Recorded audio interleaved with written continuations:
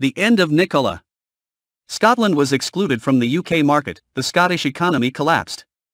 Scotland will lose access to the UK's domestic market if it rejoins the EU single market because of trade barriers. Nicola Sturgeon has faced the commercial impact of the EU's re-entry into the single market on Scotland's economy.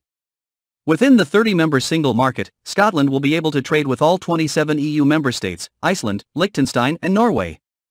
However, it would increase trade barriers at Scotland's border with the rest of the UK.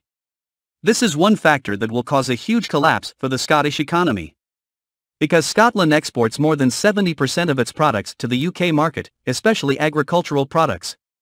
If removed from the UK's commercial market, Scotland will be like having a right arm amputated. The economy of this country will be on the edge of the abyss.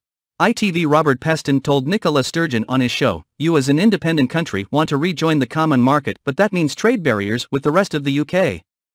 Great Britain, and therefore it will hinder your own development if you are independent and if you join the common market.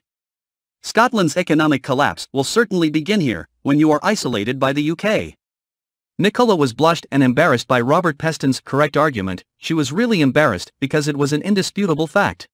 Ms. Nicola is taking advantage of the UK's economic turmoil at the moment to push for a referendum on Scottish independence and re-entry into the EU's single market, where Sturgeon can trade with 30 trading partners. Ms. Nicola is still confused and thinks that the EU market will be larger than the UK.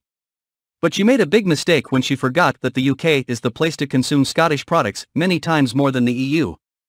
After failing in her first attempt to leave the UK in 2014, Nicola Sturgeon used Brexit and the Scottish vote against Brexit to bolster her independence stance.